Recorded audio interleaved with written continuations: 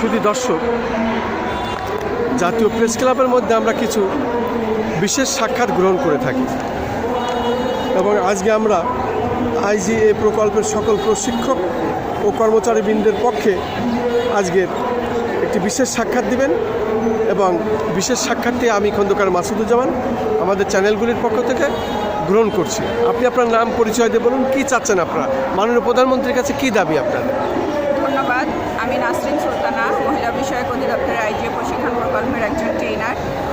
আমাদের আজকে দাবি হচ্ছে আমরা 2018 সালে নিয়োগপ্রাপ্ত হই। সরকারি সকল বিধি মোতাবেক মেনে নিয়োগ বিজ্ঞপ্তিতে আমরা নিয়োগ পাই। নিয়োগ বিজ্ঞপ্তির মাধ্যমে 3 দফা পরীক্ষা দিয়ে আমরা নিয়োগ পাই। নিয়োগ পাওয়ার পরে আমরা 2 বছরের জন্য নিয়োগ পেয়ে আমরা 5.5 বছর চাকরি করি। 3 দফায় আমাদের এই প্রজেক্ট বৃদ্ধি করা হয়। বৃদ্ধি করার ফলে 2023 সালের 30শে জুন আমাদের প্রজেক্টটা বন্ধ করে দেওয়া হয় এবং অন্তর্বর্তীকালীন সরকারের সময় আমাদের দ্বিতীয় ফেজ আবার নতুন করে একনেক সভায় অনুমোদন হয় এবং একনেক সভায় অনুমোদন হওয়ার পরে আমরা জানতে পারি যে এখানে হচ্ছে একটা টেন্ডার আউটসোর্সিংয়ের মাধ্যমে তারা হচ্ছে নতুন করে নিয়োগ দিবে। তো তখন আমরা এখন এই জন্য এই খবর পেয়ে আমরা সবাই বিগত 5 তারিখ থেকে আমরা মাঠে আছি এবং প্রথম ফেজ শেষ হওয়ার পরে আমরা বিগত দিনে দপ্তরের সাথে যতবার যোগাযোগ করেছি আমরা জানতে পেরেছিলাম যে দ্বিতীয় ফেজ আসবে। তখন আমরা দপ্তরের সাথে যোগাযোগ করে জানতে পেরেছি, তারা আমাদের পিডি এবং সচিব তখন আমাদেরকে বারবার আশ্বস্ত করেছে আপনারা দক্ষ জনবল, আপনারা যেহেতু প্রথম ফেজে ছিলেন আপনারা দ্বিতীয় ফেজে বহাল থাকবেন, আপনারা চিন্তা করেন না। কিন্তু আমরা দ্বিতীয় ফেজ পাস হওয়ার পরে আসার পরে এখন দেখতে পাচ্ছি যে তারা হচ্ছে টেন্ডার দিয়ে দিচ্ছে এবং এই 21 তারিখে হচ্ছে এটার হচ্ছে ড্র হবে, মেয়াদ শেষ।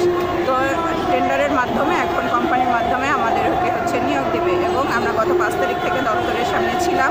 দপ্তরে আমরা পিডি মহোদয়, সচিব মহোদয়ের সাথে আমরা যোগাযোগ করেছি। তারা আমাদেরকে বারবার অপমান করে দপ্তর থেকে বের করে দিয়েছে এবং তারা বলেছে যে আপনাদেরকে রাখা যাবে না, যে কোম্পানি টেন্ডার পাবে তাদের সাথে আপনারা যোগাযোগ করেন এবং টেন্ডারের মাধ্যমে হলে আউটসোর্সিংয়ের সেই কোম্পানির মাধ্যমে গেলে আমাদের তো ওখানে টাকা দিয়ে ঢুকতে হবে। 3 লাখ 4 লাখ টাকা করে টাকা তারা চাচ্ছে বা হয়, এটা তো আমরা সবাই জানি। কিন্তু তারা দপ্তরও তাদের মাধ্যমে একটি নিয়োগ বাণিজ্য করার জন্য এখন আমাদেরকে পুরাতন জনবল বাদ দিয়ে, দক্ষ জনবল বাদ দিয়ে তারা নিয়োগ বাণিজ্যর চেষ্টা করছে তারা। এখন আমাদের এই আন্দোলনের মাধ্যমে, সাংবাদিক ভাইদের মাধ্যমে আমাদের দপ্তরের এবং প্রধানমন্ত্রীর হস্তক্ষেপ কামনা করছি। তারা যাতে আমাদের পুরাতন যে জনবল, দক্ষ জনবল 1301 জন জনবল যারা আমরা ছিলাম তাদেরকে দ্বিতীয় ফেজে আমাদেরকে বহাল রাখা হোক। আমরা বিগত 5.5 বছরে আমরা হচ্ছে 5000-এর ঊর্ধ্বে বিধবা, অসহায়, দুস্থ, প্রতিবন্ধী নারীদের হচ্ছে প্রশিক্ষণ দিয়ে স্বাবলম্বী করেছি। তারই ধারাবাহিকতায় আমাদেরকে দ্বিতীয় ফেজে রাখা হোক। আমাদের কারণে যারা স্বাবলম্বী হলো, যারা সচ্ছল হলো, তাদের স্বাবলম্বী করতে গিয়ে আজকে আমরা বেকার হয়ে রাস্তায় পথে 3 বছর ধরে ঘুরছি।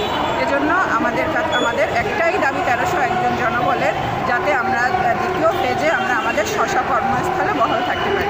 ধন্যবাদ।